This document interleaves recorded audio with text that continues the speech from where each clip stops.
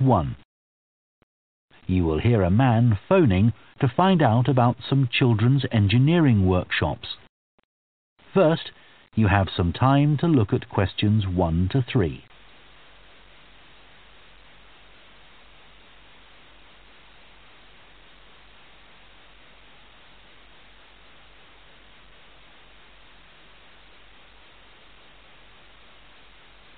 Now listen carefully and answer questions 1 to 3.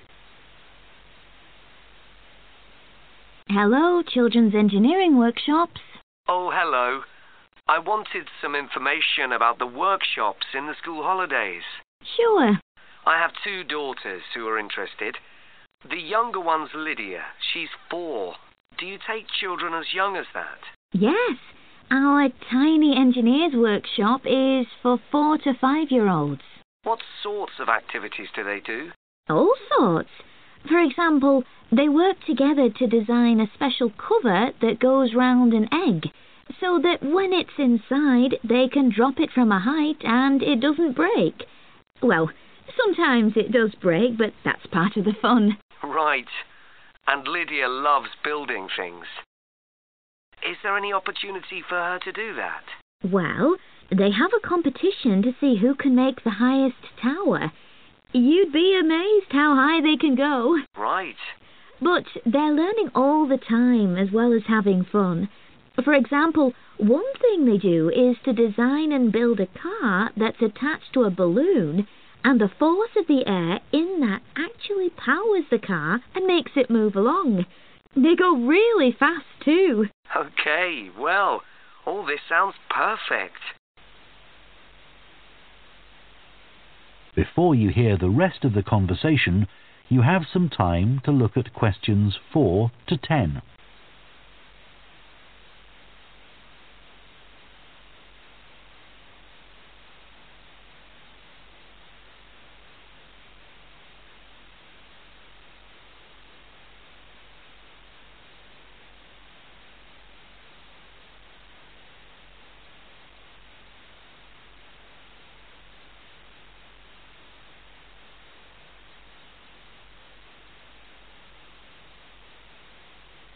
Now listen and answer questions 4 to 10.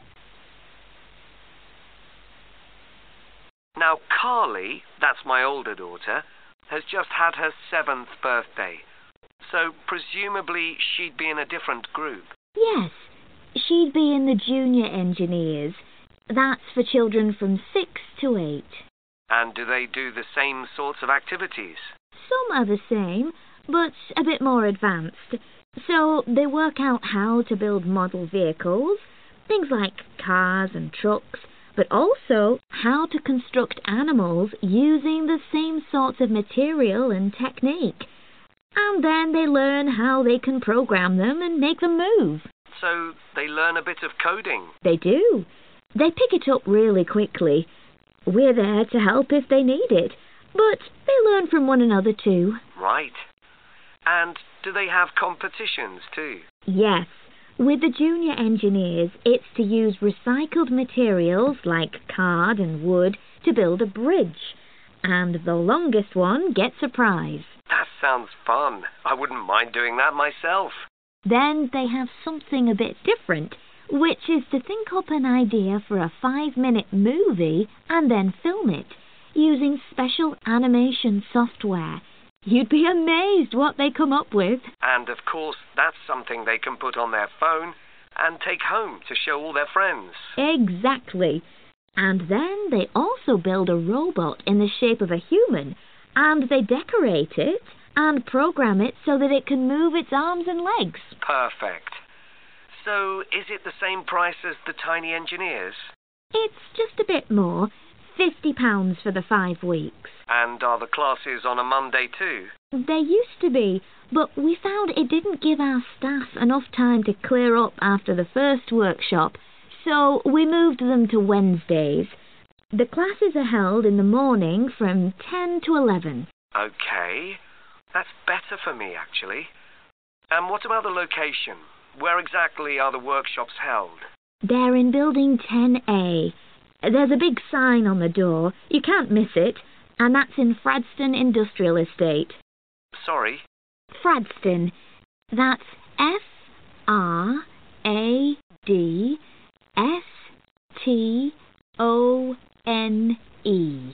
And that's in Grassford, isn't it? Yes, up past the station.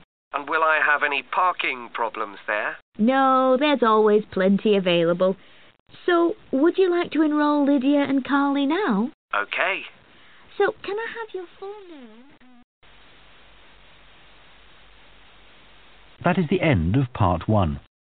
You now have half a minute to check your answers to Part 1.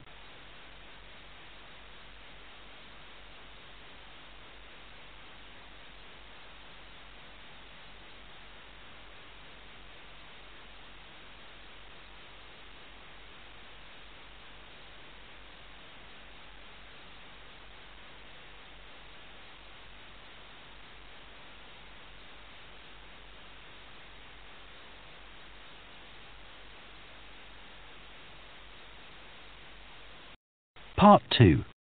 You will hear the managing director of a company called Stevenson's welcoming a group of work-experienced students. First, you have some time to look at questions 11 to 14.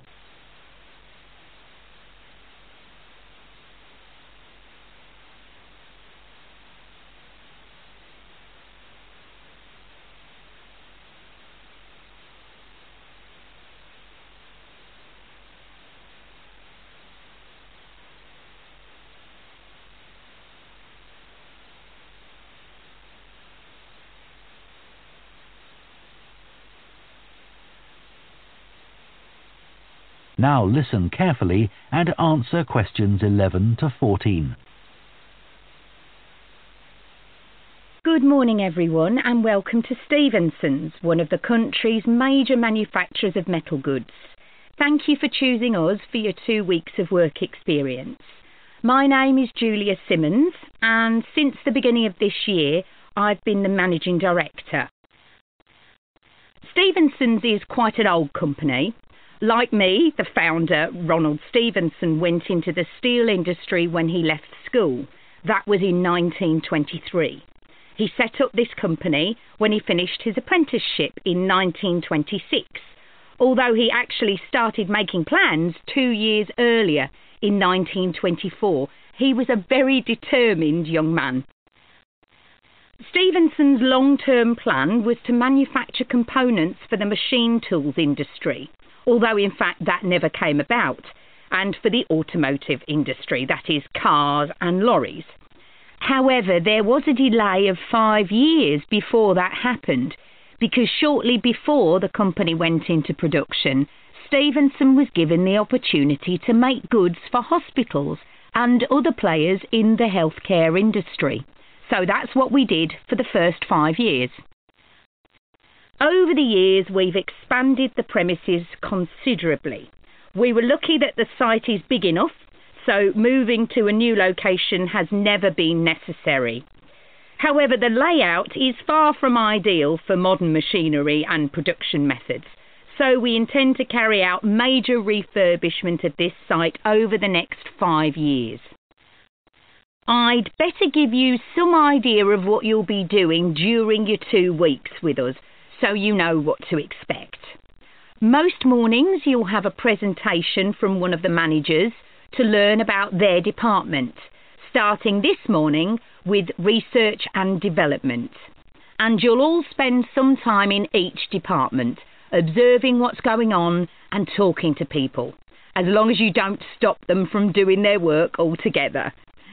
In the past, a teacher from your school has come in at the end of each week to find out how the group were getting on, but your school isn't able to arrange that this year. Before you hear the rest of the talk, you have some time to look at questions 15 to 20.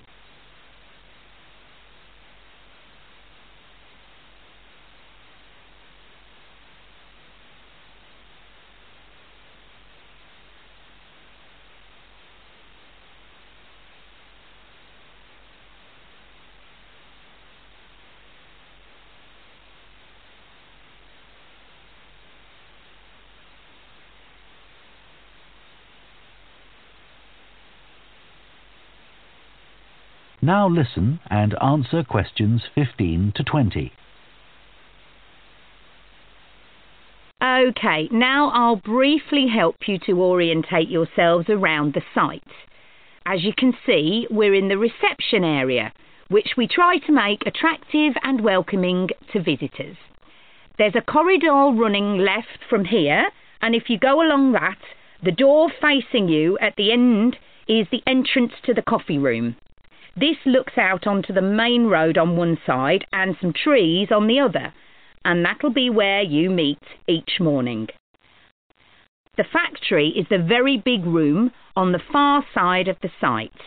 Next to it is the warehouse, which can be accessed by lorries going up the road to the turning area at the end. You can get to the warehouse by crossing to the far side of the courtyard, and then the door is on your right. Somewhere you'll be keen to find is the staff canteen. This is right next to reception. I can confidently say that the food's very good, but the view isn't. The windows on one side look onto a corridor and courtyard, which aren't very attractive at all, and on the other onto the access road, which isn't much better. You'll be using the meeting room quite often, and you'll find it by walking along the corridor to the left of the courtyard and continuing along it to the end. The meeting room is the last one on the right, and I'm afraid there's no natural daylight in the room. Then you'll need to know where some of the offices are. The Human Resources Department is at the front of this building. So you head to the left along the corridor from reception, and it's the second room you come to. It looks out onto the main road. And finally, the boardroom, where you'll be meeting sometimes. That has quite a pleasant view, as it looks out onto the trees. Go along the corridor past the courtyard, right to the end. The boardroom is on the left, next to the factory. OK, now, are there any questions before we move? That is the end of part 2. You now have half a minute to check your answers to part 2.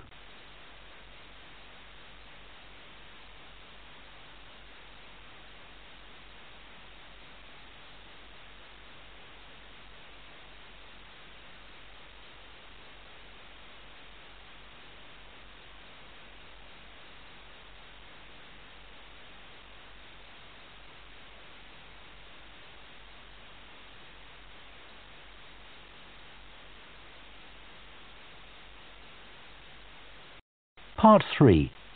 You will hear two students called Jess and Tom discussing their art projects. First, you have some time to look at questions 21 to 24.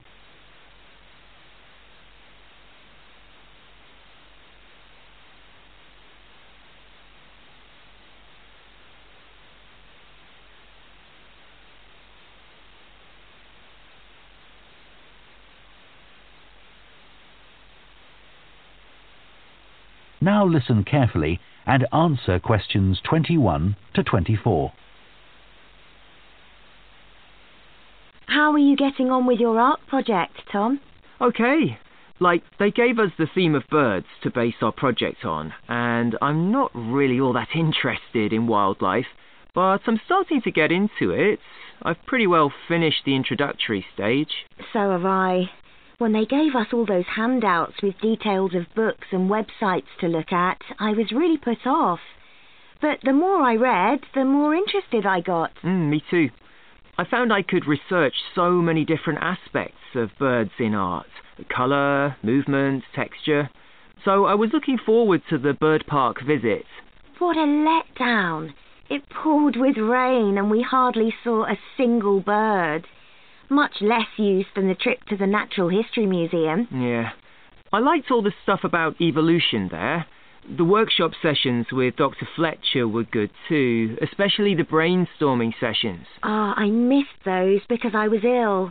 I wish we could have seen the projects last year's students did. I suppose they want us to do our own thing, not copy.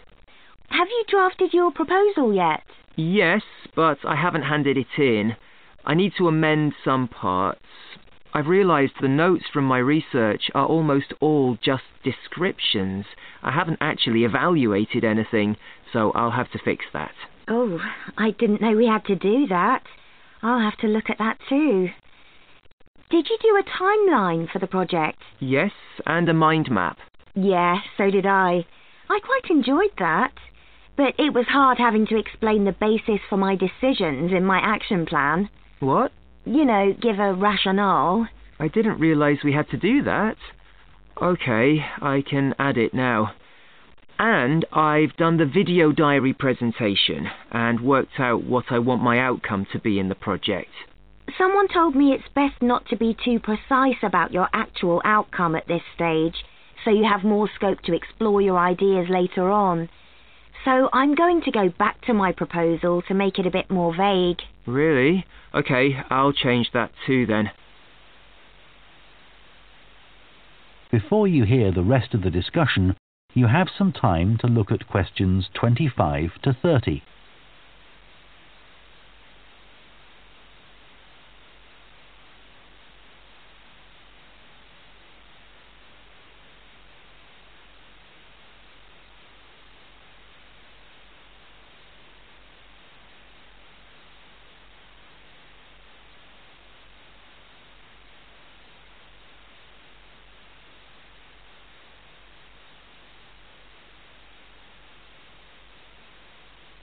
Now listen and answer questions 25 to 30.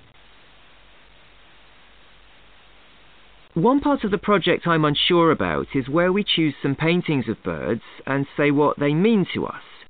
Like, I chose a painting of a falcon by Landseer. I like it because the bird's standing there with his head turned to one side, but he seems to be staring straight at you. But I can't just say it's a bit scary, can I? You could talk about the possible danger suggested by the bird's look. Oh, okay. There's a picture of a fish hawk by Audubon I like. It's swooping over the water with a fish in its talons, and with great black wings which take up most of the picture. So you could discuss it in relation to predators and food chains? Well, actually, I think I'll concentrate on the impression of rapid motion it gives. Right. Do you know that picture of a kingfisher by Van Gogh? It's perching on a reed growing near a stream. Yes, it's got these beautiful blue and red and black shades. I've actually chosen it because I saw a real kingfisher once when I was little. I was out walking with my grandfather, and I've never forgotten it. Oh, so we can use a personal link? Sure. Okay. There's a portrait called William Wells. I can't remember the artist, but it's a middle-aged man who's just shot a bird, and his expression and the way he's holding the bird in his hand suggests he's not sure about what he's done. To me, it's about how ambiguous people are in the way they exploit the natural world. Interesting. There's Gauguin's picture, Vira Mati. He did it in Tahiti. It's a woman with a white bird behind her that is eating a lizard. And what I'm interested in is what idea this bird refers to. Apparently, it's a reference to the never-ending cycle of existence. Wow. I chose a portrait of a little boy, Giovanni de' Medici. He's holding a tiny bird in one fist. I like the way he's holding it carefully so he doesn't hurt it. Oh, right. That is the end of part 3. You now have half a minute to check your answers to part 3.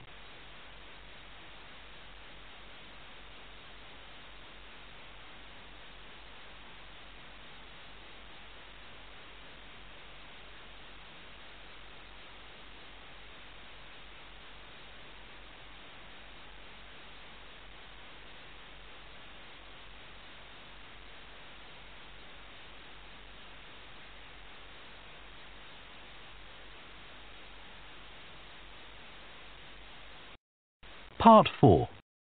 You will hear a professor of philosophy giving a talk on the ancient philosophy of Stoicism. First, you have some time to look at questions 31 to 40.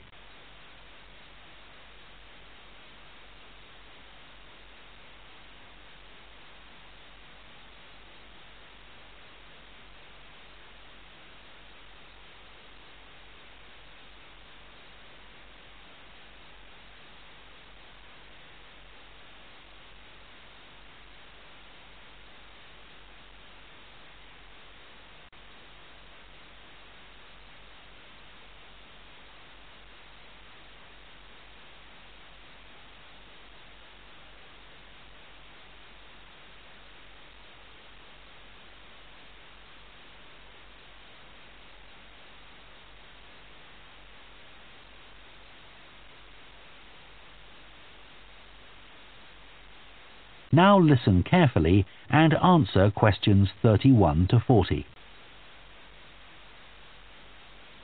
Ancient philosophy is not just about talking or lecturing or even reading long, dense books. In fact, it is something people have used throughout history to solve their problems and to achieve their greatest triumphs. Specifically, I am referring to Stoicism, which in my opinion is the most practical of all philosophies and therefore the most appealing. Stoicism was founded in ancient Greece by Zeno of Citium in the early 3rd century BC, but was practiced by the likes of Epictetus, Cato, Seneca, and Marcus Aurelius. Amazingly, we still have access to these ideas, despite the fact that the most famous Stoics never wrote anything down for publication. Cato definitely didn't. Marcus Aurelius never intended his meditations to be anything but personal. Seneca's letters were, well, letters, and Epictetus's thoughts come to us by way of a note-taking student. Stoic principles were based on the idea that its followers could have an unshakable happiness in this life, and the key to achieving this was virtue. The road to virtue, in turn, lay in understanding that destructive emotions like anger and jealousy are under our conscious control. They don't have to control us, because we can learn to control them.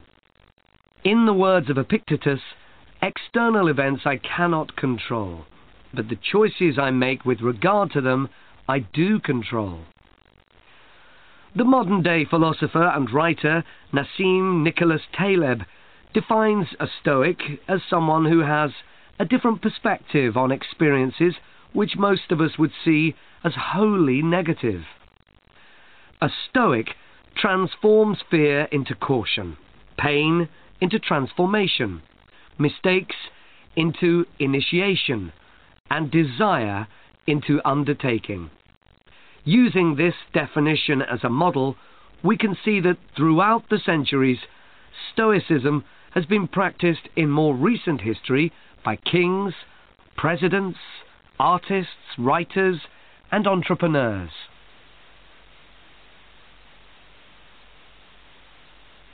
The founding fathers of the United States were inspired by the philosophy.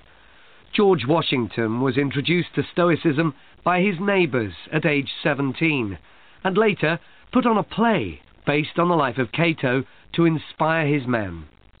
Thomas Jefferson kept a copy of Seneca beside his bed. Writers and artists have also been inspired by the Stoics.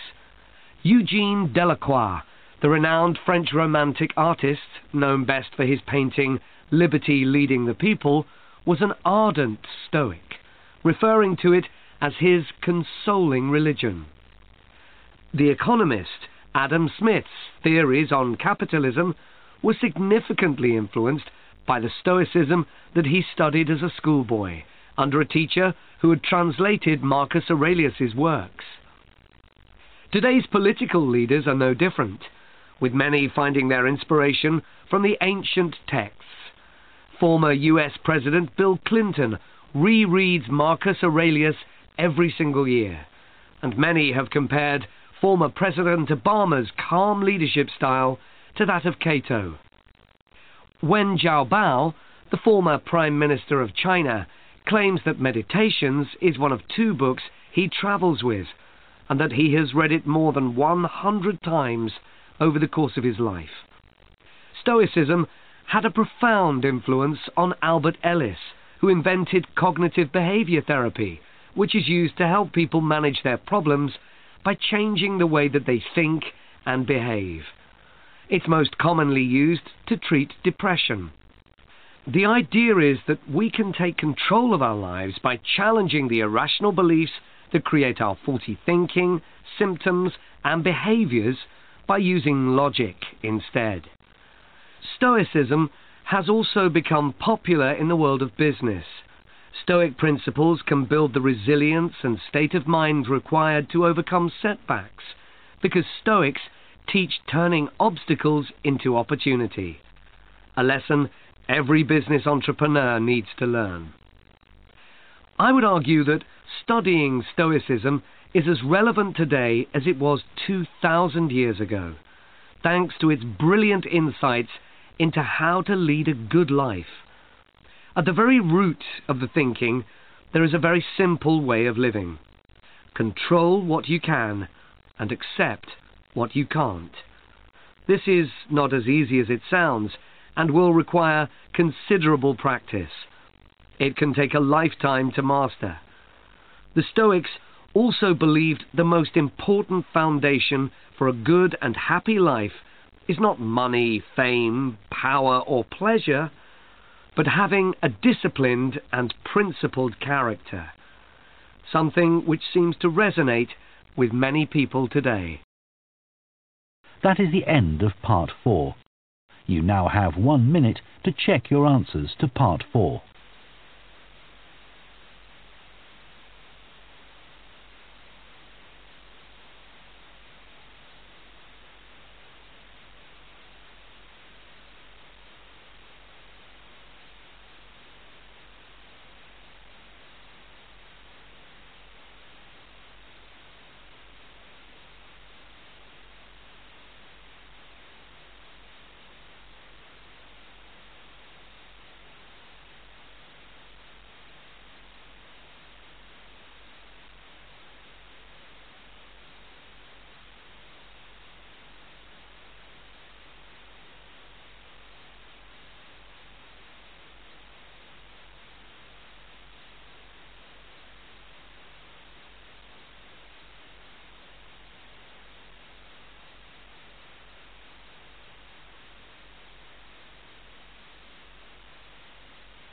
That is the end of the listening test. In the IELTS test, you would now have 10 minutes to transfer your answers to the answer sheet.